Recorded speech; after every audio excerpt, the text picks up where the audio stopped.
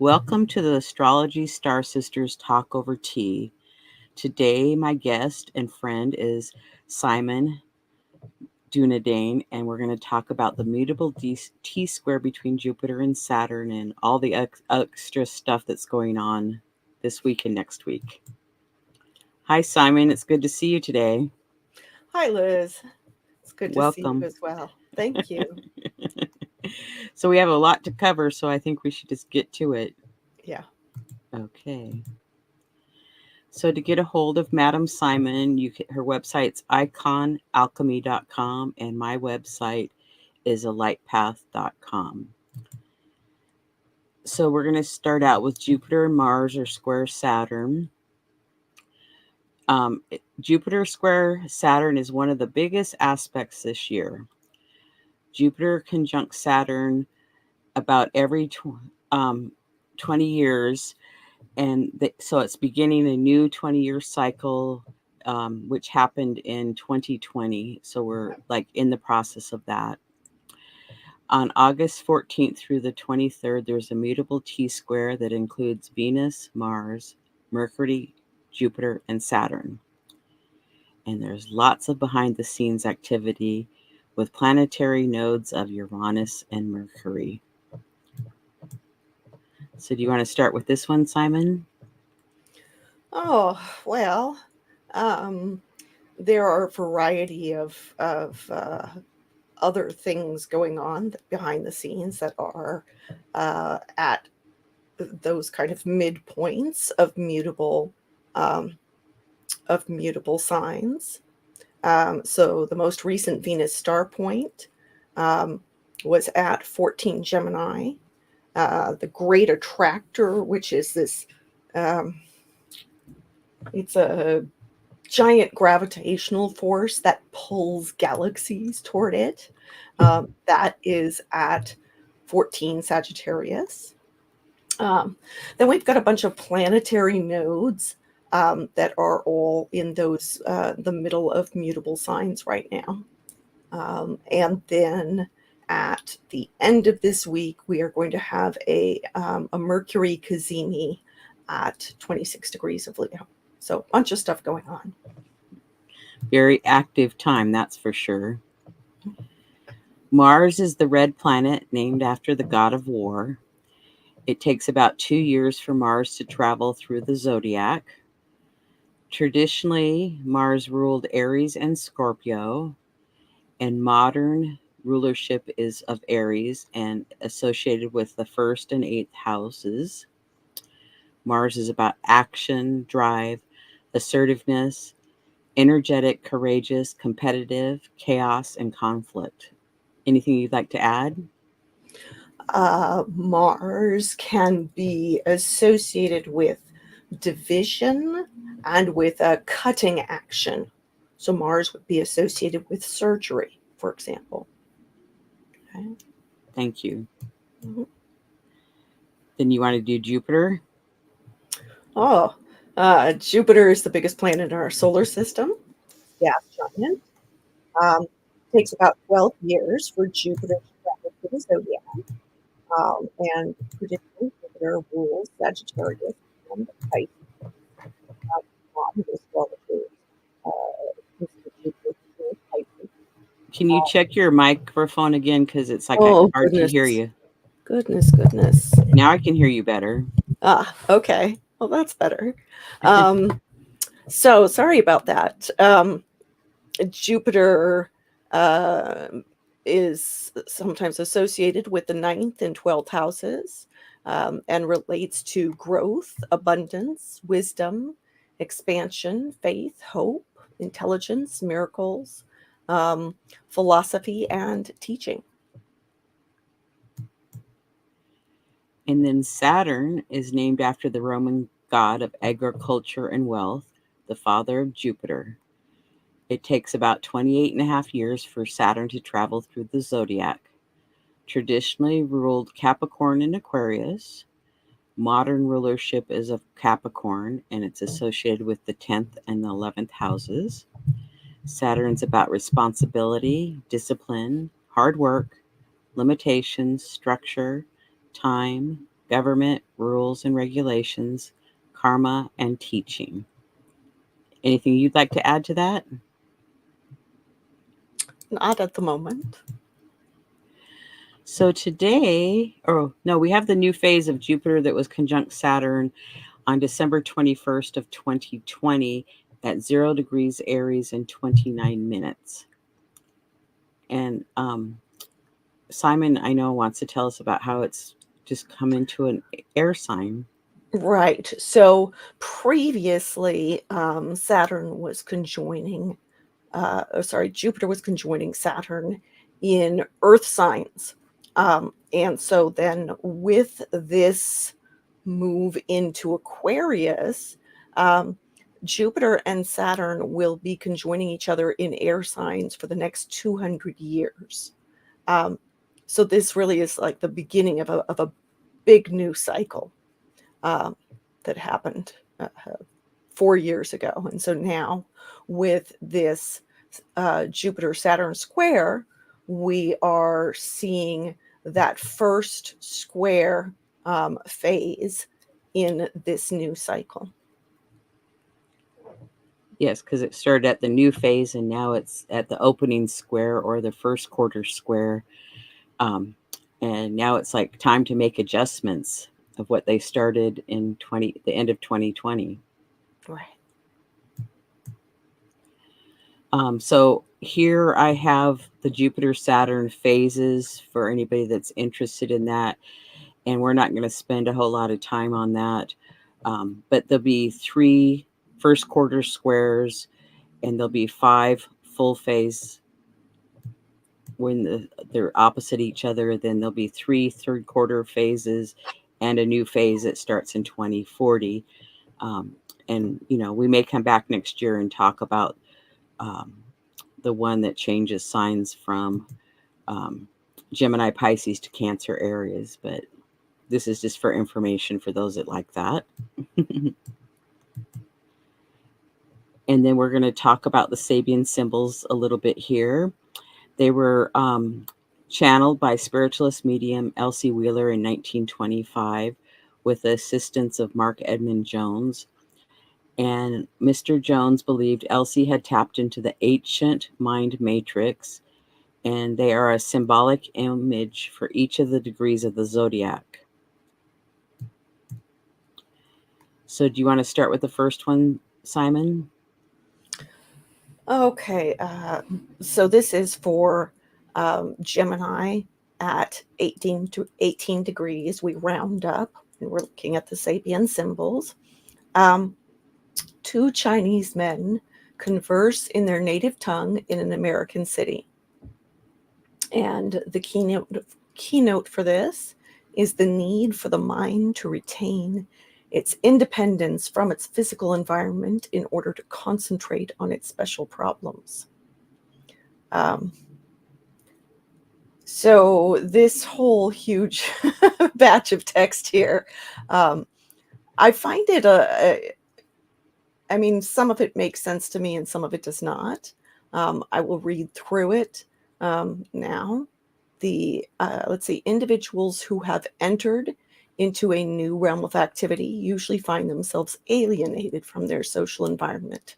In a sense, they live in the world of ordinary men, still bound to common earthly and biological pursuits, but are not of the world. They normally seek companions who can speak their language. It may be an old language, that of wisdom rather than that of knowledge. China's culture is far older than that of the American masses swarming through greed-infested cities. Side note on that, while I do tend to be, I've studied Mandarin, I'm a fan of Chinese art and culture and cinema and all of that, but I don't think that America is more greedy or less greedy than China. Greed tends to be a human condition across many cultures. And I do feel like this passage smacks a little of Orientalism, which bugs the heck out of me. So I have to make mention of that. But anyway, This third stage of the process reveals what may occur when the individual has developed new capacities for experience that may enable him to tap the vast reservoir of the planetary mind of man. To the common man, he appears to speak in a foreign tongue. He experiences a process of insulation, yet he is never really alone. Here and there, he finds those who can understand him. So, I feel like this particular Sabian symbol is it's interesting because on one hand, yes, it speaks to being in a strange place where most people are not going to understand you, but it also speaks to that sense of finding somebody who speaks your language, finding those that you have common ground and familiarity with in a strange place. And so I find it a rather hopeful image. Well, and it's like in our own neighborhoods, if we move into a neighborhood, it can take us some time to get to know our neighbors. And, people have busy lives. And so, you might work a different schedule and maybe only see your neighbor a couple times a year, perhaps. And so, you can be surrounded by people and still, not have that camaraderie. So it takes time to develop all that. And Yeah. this was written 99 years ago, so. Right. Yeah, it's definitely a product of its age, but it still has some application. So. Mhm. Okay, and then the Sabian symbol for 18 degrees Pisces for Saturn. In a gigantic tent, villagers witness a spectacular performance. The keynote is the collective appeal of a well-staged and exciting display of skill and oratory. At first, Mr. Jones interpreted the gigantic tent as a locale for a rivalrous meeting. Later, he suggested a circus tent instead.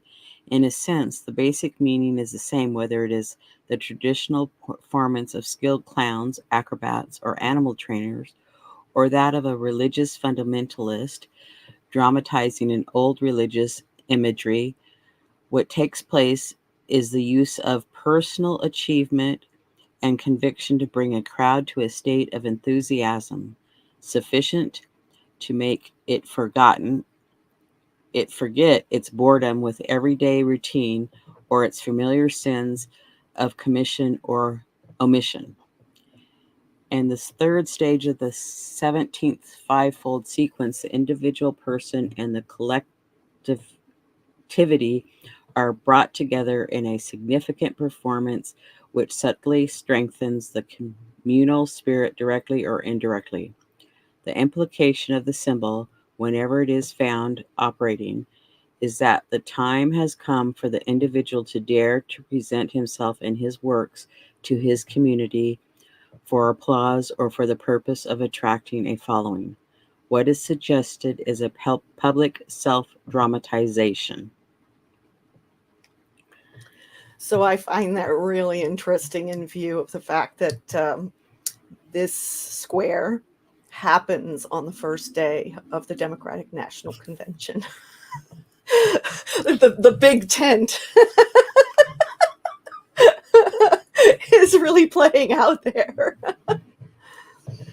Right, and so it's like you could find yourself among a crowd, but very individualistic, or you don't understand what other people are trying to say. But then other aspects of the square, it's like you're supposed to be seen and observed. And so, there's that friction or, what kind of action should be taken to accomplish that. Right. So I put together an aspect key because we talk about a lot of different aspects. And for those that, you could take a picture of this and then print it out, or I do have it on my website that you can find it if that's helpful for you. And then today, August 14th, we have Mars conjunct Jupiter. And boy, are people having trouble sleeping. It woke me up. It woke me up both in the lead in, and I kept trying to go back to sleep, and it just Yeah. Well, and Gemini is all about communication, and it feels like it's kind of buzzing. It's like so much stuff is Yeah. coming through. It's like I keep writing things down because I don't want to lose or forget what I just thought of or want to do. And it's like, I think I filled up four pages this morning of just little notes of different things that kept coming. It's like, wow. Yeah. Yeah, Mars and Jupiter together in Gemini, it feels like there is a need to take action on matters of communication, but also matters of learning and teaching, because those relate to Jupiter. Um, so yeah, there was quite a lot of writing and note taking and whatnot this morning for me too. Well, and it's like I've been, spending some time sending emails and answering emails. And so that's the form of communication, but there's still a lot more. It's like I have several friends that I haven't contacted for a while that I need to get on that list and give them a call and say hello. Right. So Mars conjuncts about every 2 years with Jupiter. And in March of 2020, the conjunction was at 22 degrees of Capricorn. Then in May of 2022, it was at 3 degrees of Aries. And now we have 16 degrees of Gemini today. And then in November of 2026, the conjunction will take place at 25 Leo. And that's just the beginning of a new Mars Jupiter cycle. So today we have a mutable grand cross. So there's more than just Jupiter and Mars conjunct. There's this mutable cross of opposition. So Jupiter and Mars are opposite the moon, and then Venus and Saturn are opposite each other. So we call it a grand cross. So trying to decide which task needs to happen first and which one can go second and which one can go third. And they all want to be first, but I can't do them all at once. How about you, Simon? Yes, prioritization may be challenging today.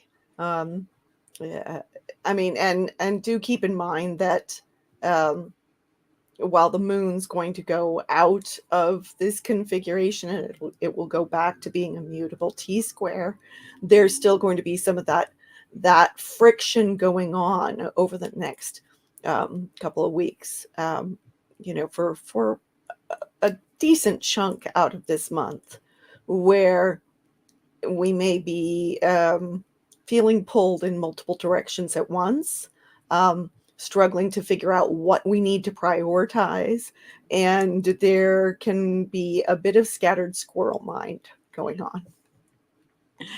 Well, thank you for sharing. And then today at 5:15 or 5:16, in a couple of hours, Mercury re-enters Leo. Mercury's still retrograde, but it backs into Leo at 29 degrees and 59 minutes of Leo in a few hours. So it'll be interesting, because we're with Mercury retrograde, we're revisiting things from the last couple 2 to 3 weeks of where Mercury's been traveling. And open your heart and communicate from a good spot is what I'm going to say. What would you like to say?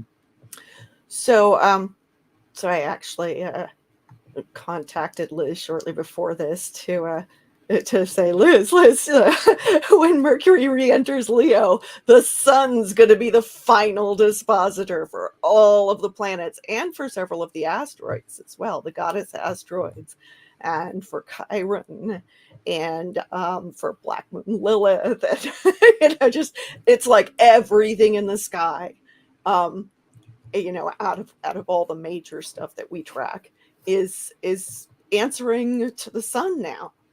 And so there's a real emphasis on awareness, on conscious thought, but also on what lights you up, what makes you feel alive, and how are we all showing up in relation to each and every area of our lives.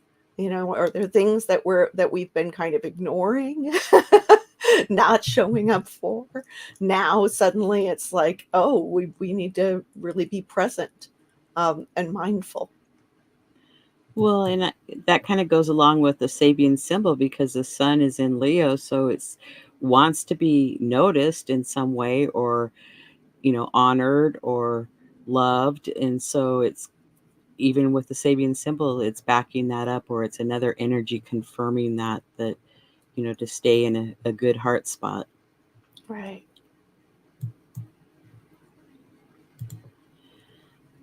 So then tomorrow we have Mars square Saturn exactly.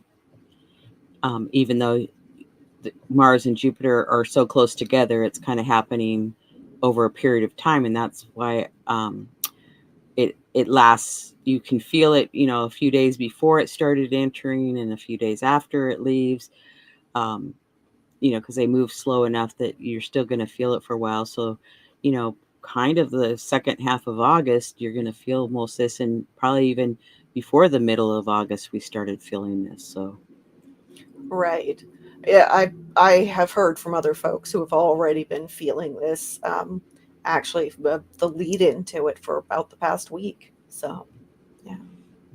yeah, so August is a pretty strong month, and squares, I often think of it's like we just need to make adjustments because oftentimes friction can be good if like on the car, our brake systems kind of work on a friction system of we apply the brakes and they stop the car, so that's a helpful thing. But I always think of it, it's like we might need to make an adjustment or two.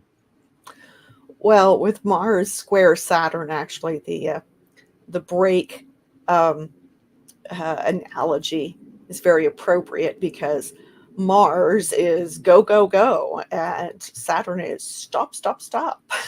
And so now you have, one foot on the brake and one foot on the gas. And so this can be a frustrating energy.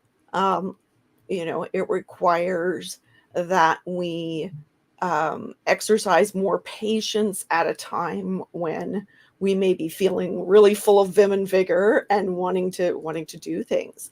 That Jupiter Mars, Jupiter amplifies whatever he touches, and if Mars is that energy, that drive to get things done, then having that be amplified, it's like we really want to get moving, really want to get things done, and Saturn is saying, whoa, whoa, whoa, whoa, whoa, don't move so fast. Let's be slow and patient.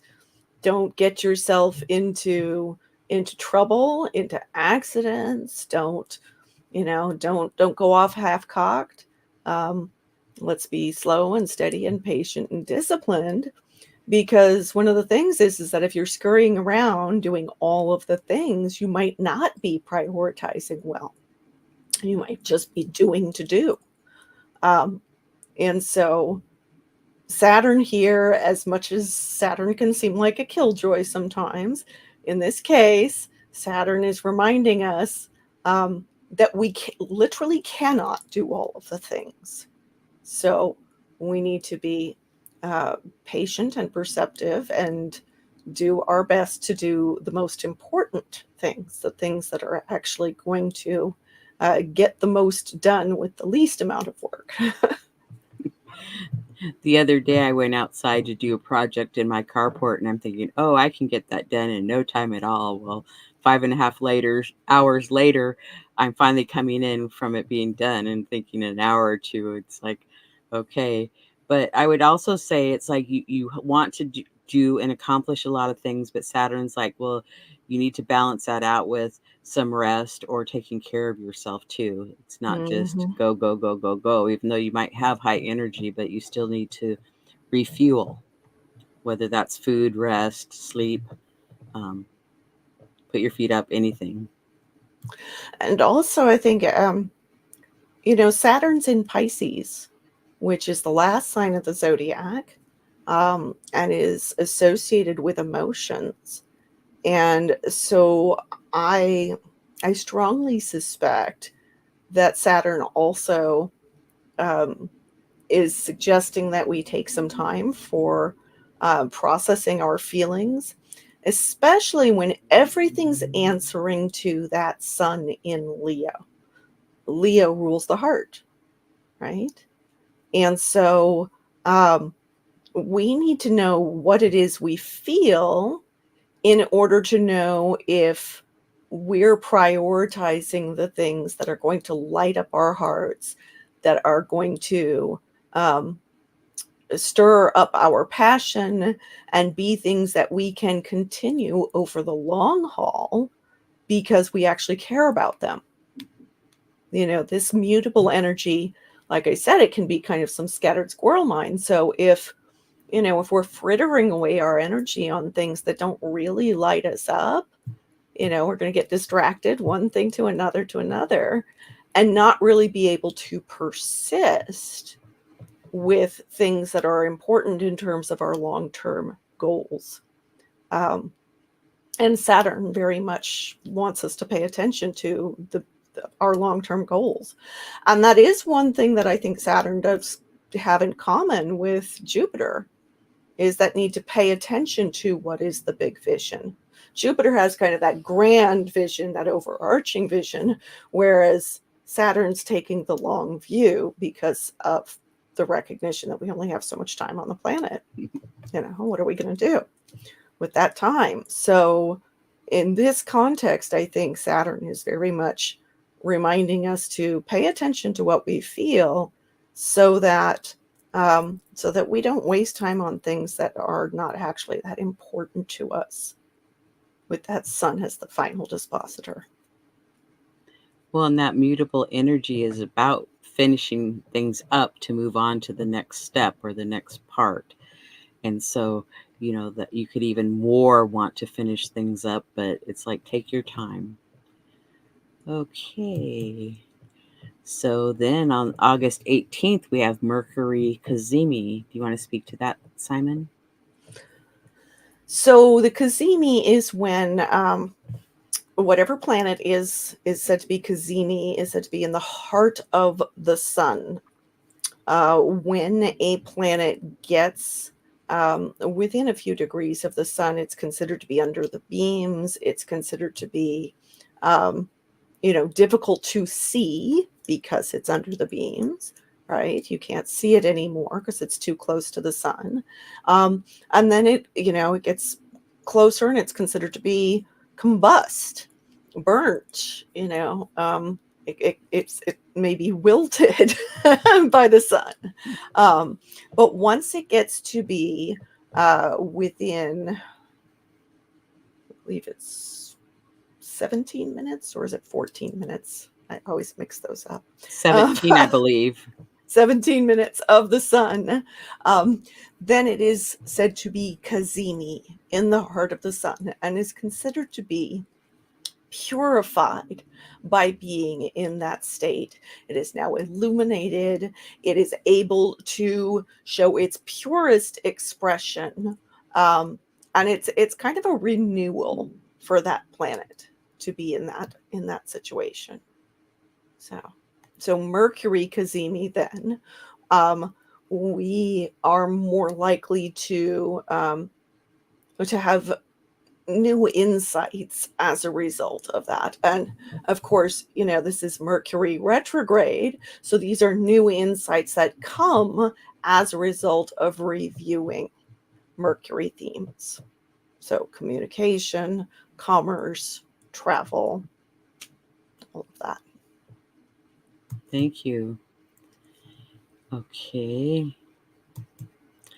Then on August 18th, we have Venus square Jupiter at 17 degrees and 21 minutes. And of course, Jupiter's still square it too, but it's like that's the exact, so that Jupiter square Venus. And it's interesting because before we had Saturn and Mars square exact, and those are the malefics. Now we have Venus square Jupiter, and those are the benefics. So Right. it's like, it's kind of interesting that really close and in this time frame that they're square each other. So making and it's immutable, so it's like making, trying to finish things up, and it's like maybe some last minute tweaks of, just upgrading or changing something. It could be around relationships, how you're communicating in relationships. And the sign Gemini is certainly about travel, and they're both, Virgo and Gemini is ruled by Mercury, so Mercury is really important there, and we already talked about it being Cazimi, the sun, so that's really interesting. Do you want to add to that? So, these are benefics trying to do benefic things, right? They are trying to be helpful.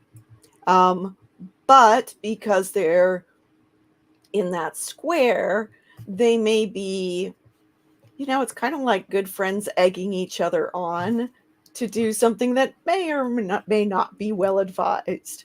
I do consider this transit, anytime we see Venus square Jupiter, I consider that to be the transit of the fiscal irresponsibility fairy. And so we want to be careful about overspending during this time. But it can also just feel like big fun. Just be mindful that the big fun doesn't lead you into places that you wouldn't go under ordinary circumstances. Thank you. And then we have the mutable T-square on August 19th with Venus opposite Saturn and square to Mars and Jupiter. And it's all mutable, mutable, mutable, mutable. So really wanting to finish things up, and it's like a lot of planets are involved in these squares and T-squares and grand squares, and lots of adjustments being asked of us, and maybe to look at things a little differently, review things, because Mercury is ruling that Jupiter and Mars and the Venus. So, and Saturn is answering to Jupiter. So, to me, it has a lot of a Mercury background to it in this one. What would you like to say? Well, and they're all answering to the sun because Mercury's in the sun's home sign. So yes, there's definitely a lot of thinking going on, a lot of applied thinking, as well as information gathering and chit-chatting kind of behavior. It's interesting because since this is both benefics and both malefics at the same time, all doing their thing together, again, I feel like that really emphasizes some of that push-pull energy, that one moment things are great, the next moment things are, and so that again goes back to that Saturn in Pisces need to exercise some emotional self-discipline, some emotional maturity, and take time to process things when you're uncertain, because things are flipping back and forth. At the same time, it's interesting because I feel like this gives us the potential to find a certain amount of equilibrium in the middle of it all, because we've got Venus and Jupiter in the mix trying to be helpful, even though Mars and Saturn, tend to make for a lot of friction. So, when we get impatient, because Mars gets impatient, and we're feeling like Saturn's being a killjoy and making things hard on us, we can take a deep breath and recognize that there are still things to be enjoyed about the process. And Venus in Virgo, it takes pleasure in fine-tuning, takes pleasure in paying attention to the little details, takes pleasure in trying to make things more perfect. So yes, there can be some frustrations involved, but I do feel like if we can lean into the Venus and Virgo side of the process, we're going to get a lot more enjoyment out of it. Thank you. That's great. I know for me, I've had to readjust my schedule so many times, and even my personal schedule of what I'm doing in a certain time frame. But it can be frustrating at first, but then it all works out. Right. We have a few planets out of bounds. The moon is out of bounds from August 14th through the 18th. So, quite a bit of this period that we're talking about, and it'll be out of bounds again from the 26th to the 31st of August. And Ceres has been out of bounds since April and will not return to inbounds until January 15th of 2025. And out of bound planets exceed the 2327 north or south declination. And normally planets are within the bounds of the sun, but when they're out of bounds, they're acting on their own and often kicking up their heels and acting out of character. And then we jump to the Aquarius full moon on the 19th, also at 11:26 a.m. Pacific Daylight Time, when the sun and the moon are opposite each other. And the moon's in Aquarius at 27 degrees, and the sun is at 27 Leo. And there's a cardinal T-square in with the nodes and Ceres and Pholus, and it's pretty exact. It's really, really tight. So, reviewing maybe what's nurturing, how you've been nurtured, how you nurture others, and how do you go forward with that? Because the Aries and Libras, about relationships, and then Ceres is very much about nurturing and how we're nurtured or not nurtured. Do you want to add anything? So I've actually been talking about this a lot with my people on Patreon, but because this has been kind of an ongoing on again, off again thing. We've got Ceres currently retrograde, and and then it's going to station direct, I believe, fairly soon after this. And so this is actually kind of a third pass that we've had of this, or this is the second pass that we've had of this configuration. And so Ceres in Capricorn is, Ceres relates to hunger, relates to nourishment, named for the goddess Ceres, or the Greek goddess Demeter, and where we see Ceres, there is a hunger that that we are trying to fill, that we are trying to meet, with varying degrees of success. In Capricorn, we are trying to fulfill physical or material needs. Okay. Or sometimes we're trying to fulfill emotional needs through physical or material means. Okay. And when we've got a planet or an asteroid, in this case, at the bendings of the nodes, is what this position is known as, in this square to the nodes, then it can feel like that the themes of that planet or asteroid are that there's something that is a lesson that we were supposed to learn before, haven't learned yet, and are now being distracted from other things on our karmic path in order to address. And I find this one really interesting because, especially in connection with Pluto, who's going to be making that last little dip into Capricorn at the beginning of September, and then going back into Aquarius.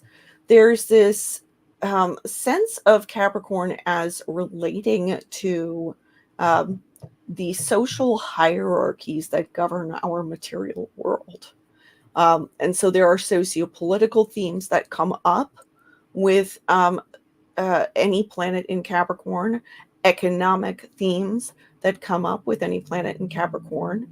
And so Ceres here is then addressing, or asking us to address, how are we utilizing Capricornian themes to try to fill our hunger in ways that maybe are tripping us up. So are we engaged in career climbing when we should be paying attention to personal development and relationships, for example? Or are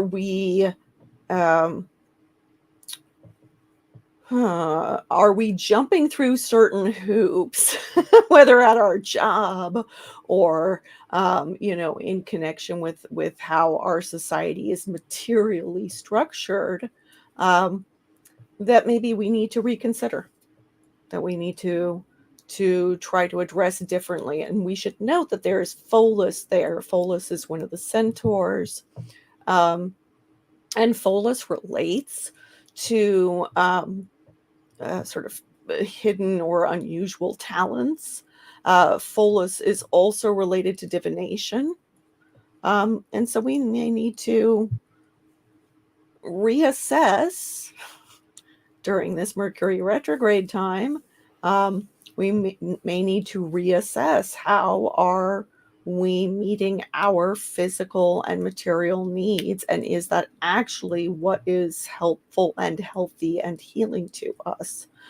It should be noted that this series is answering to Saturn, who's in that mutable T-square.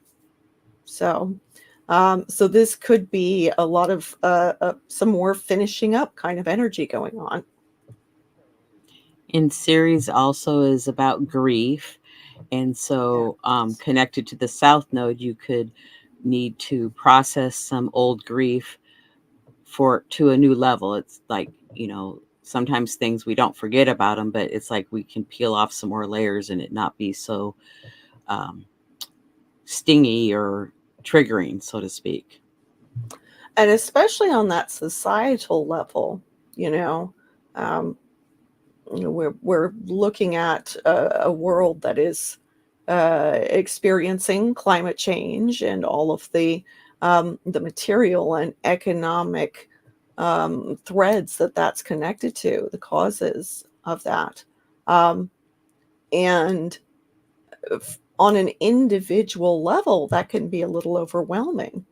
And I do think that a huge amount of what we as individuals need to be able to do in order to deal with these larger pictures is to process grief for, a life before we knew that this was happening, process grief for old ways of doing things that, maybe we enjoyed, but that aren't actually going to be things we can keep up, that are sustainable.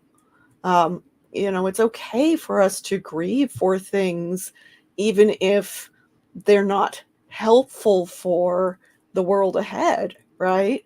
We could still have enjoyed them. Now we need to recognize that some things need to be let go of, and that incurs a grieving process. And I believe Ceres stations direct on August 28th and will be in range of this cardinal T-square for about 6 more weeks. Yeah. Then we have a mutable T-square with Venus opposite Saturn, squaring off to Jupiter and Mars, which we kind of talked about before. Is there anything else you want to say about this one? Well, the fact that it's happening on the day of the full moon makes it extra intense for that particular full moon, since that moon is ruled by Saturn within the context of this T-square. And as I mentioned, in the United States, it's the beginning of the Democratic National Convention. So that's a little It's a little bit of intense and maybe challenging energy to start that event off with. But also good for, getting the ball rolling in a new direction after some old stuff has been dealt with. So, Oh, I like that.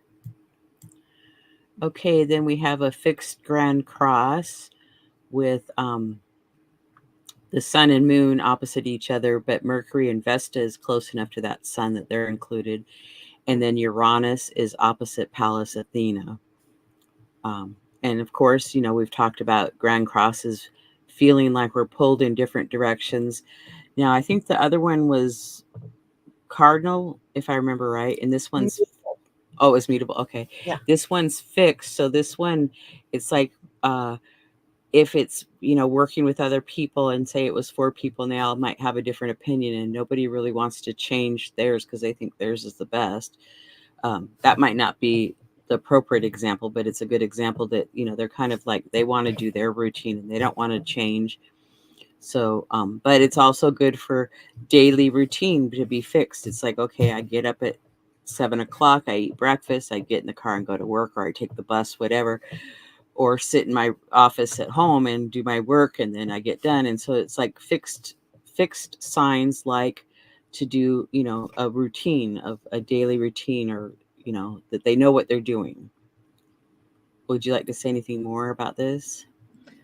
So, the Aquarius full moon, the sun is, very personal. It's about us as individuals showing up and expressing ourselves. The moon in Aquarius, though, is about society at large, the will of the people. Again, so that's part of why I find it really interesting in terms of the U.S. election process. But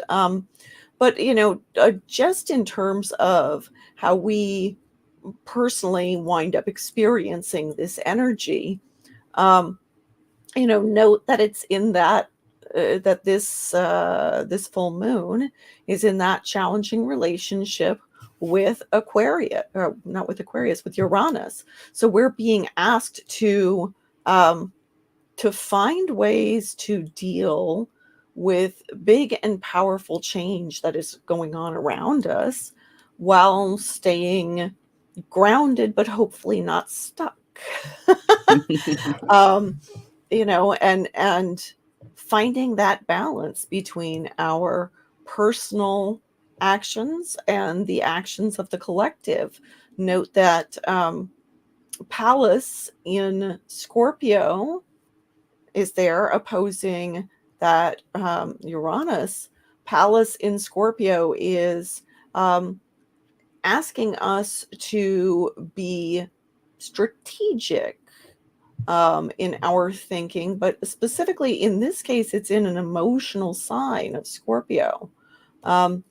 And so there is a need for us to cultivate some emotional wisdom surrounding the big changes that are going on around us and how they affect both our society at large and us as individuals. And how are we going to show up and address some of these things when we can, and at the same time our instinct, which is governed by that moon, is to go with the collective.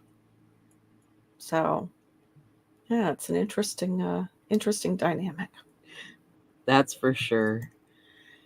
And then we have a yod, or a finger of God, with that full moon. It's with the sun, Mercury, and Vesta, and the 2 handles that I call that they're 150 degrees from, or a quincunx, is Pluto and Neptune. So Pluto and Neptune are directing that energy to the sun, but then it returns it to the moon. So the people and emotionals and emotionality, and I kind of think of what's good for the whole. Yeah. In this one. What about anything else? So note that the sun is conjoining Vesta there, And Vesta is, the goddess of the hearth, the sacred flame. But note that this is the Roman version of that goddess. And so Vesta, as the goddess of the hearth, is not just the goddess of the personal hearth.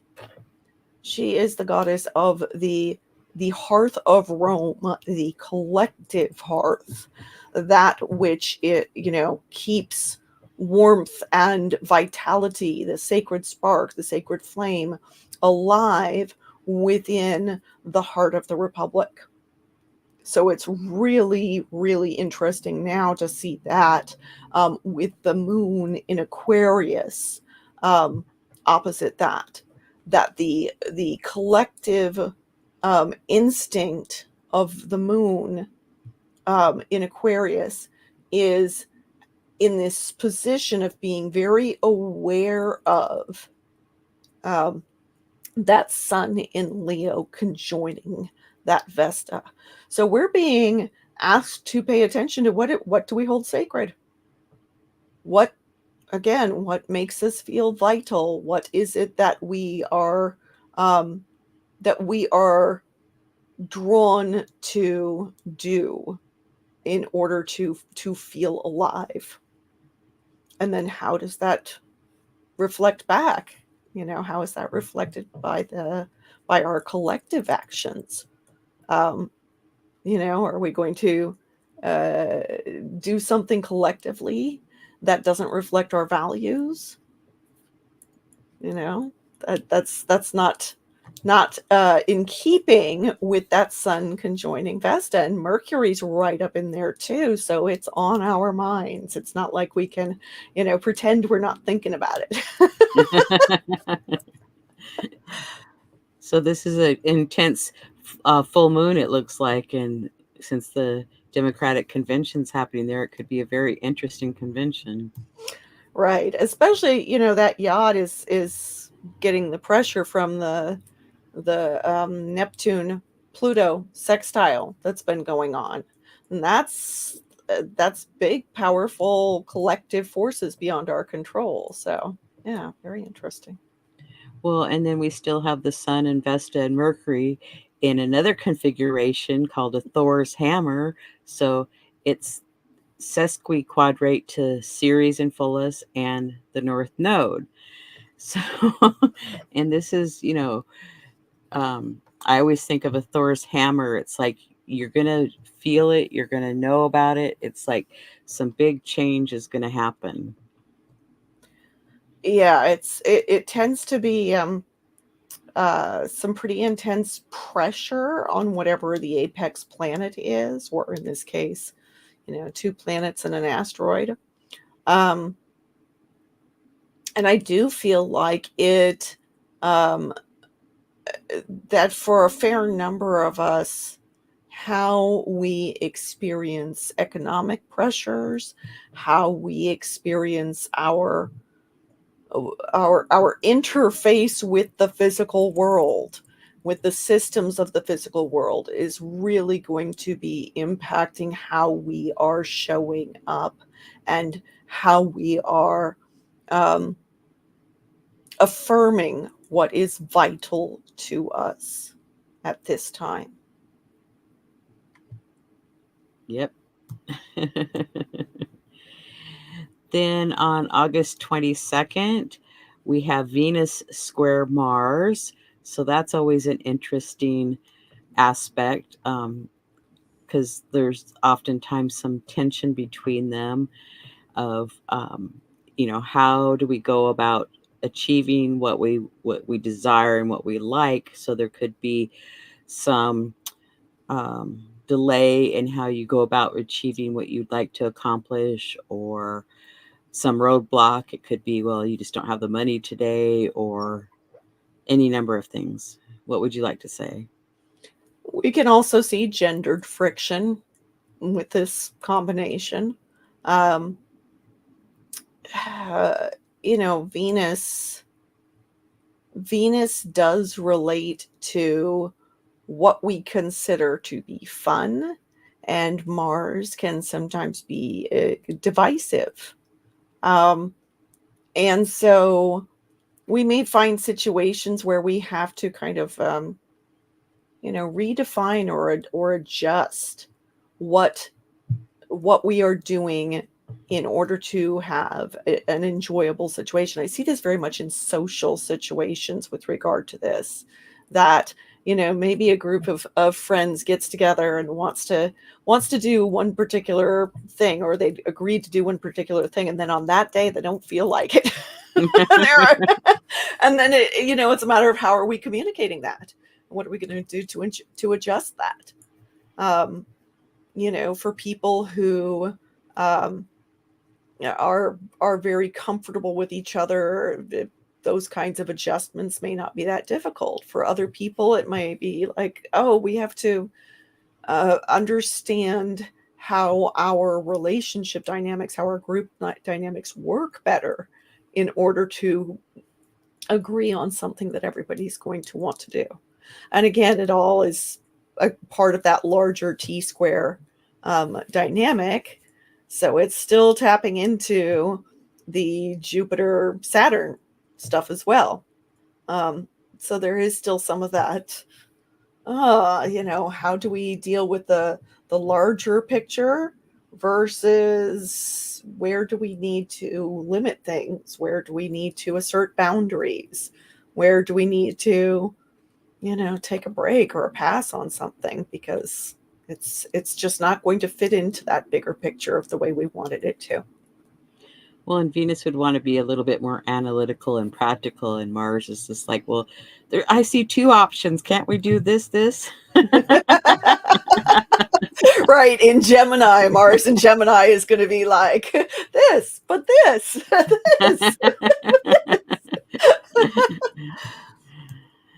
Okay, and then I have a quote. Everything will line up perfectly when knowing and living the truth becomes more important than proving anything to anyone. And that's by Alan Cohen. Oh boy, we went through all those already. Any last thoughts or anything else you want to share? It's interesting. I mean, this is I think for some people this is a pretty challenging T-square. But I also think it is it can yield some really good and interesting insights. So both Liz and I natally have Jupiter in a hard aspect to Saturn. So we're both kind of familiar with this energy right from the start of our lives, right? And I call this dynamic no gift without a curse. Which may sound a little gloom and doom. I can be kind of gothy, so of course. But there is that sense of no action without an equal and opposite reaction. And so I very much look at this as a need to pay attention to the consequences of the things that we're enthusiastic about. Not from a standpoint of like, oh, don't do that because, bad things will happen if you have fun, right? But rather, each thing that I am doing, each thing that I'm getting excited about may have consequences I hadn't considered. And now is the time to pay a little more attention to that. And the things that I can learn from that. I mean, consequences you haven't considered don't have to be bad. Some of them can be mighty good, and we can really get the blinders on and be where we only see things in a particular way and we think things are going to go in a particular way. And this is reminding us that there are many perspectives, that there are many different possibilities, and we need to be more willing to account for some of them. I would say be prepared to make adjustments to your schedule and how you are doing your things. Pack your patience. Don't be in a hurry. Breathe and do some good self-care. Yeah, definitely. I'm seconding that one big time. So please come back and enjoy more episodes with the Astrology Star Sisters Talk over tea. I do several podcasts, 3 with Justin, Elsie, and myself, the full moon forecast, the monthly forecast, and we're doing a Chiron series. Look forward to Chiron retrograde part 2 coming up in a week or two, and then the Astrology Star Sisters Talk over tea. I'm doing dwarf planets with Sue Minahan, and Simon and I will do Uranus retrograde and Pluto backs into Capricorn next time. And then with Joy Vernon, the Virgo decans with Astrology and Tarot. And with Marcia Bouchard, we're doing You're a Cup Full of Stars on the Fixed Stars. And then I will be on Talk Cosmos on September 1st at 1 p.m. Pacific Daylight Time, talking about the Virgo new moon. And here's Simon's, and I'll let her talk about hers. Oh, well, I'm on Patreon. I regularly put out reports to my patrons on the ongoing astrological transits, give them a monthly overview and then some weekly transit reports so they have an idea of what's going on each week. And then, some more public posts here and there about what's happening currently in the skies. And I do custom astrological art for my patrons based on their own charts and on their solar return charts, which is their astrological birthday. And if you want to schedule a consultation with me, you can visit my website. Both Liz and I are consulting astrologers. Yes, and to make a consultation with me, you can email me, liz@alightpath.com. And please consider subscribing to my newsletter and my YouTube channel. And to get a hold of Simon, it's iconalchemy.com, and my website is alightpath.com. And I want to thank all of those for stopping by and watching, and we look forward to having you again. And please like and leave a comment below. We love to hear from you, and have a great week or the rest of the month. It's going to be a little bit challenging, but I know we're all going to make it through. Thanks.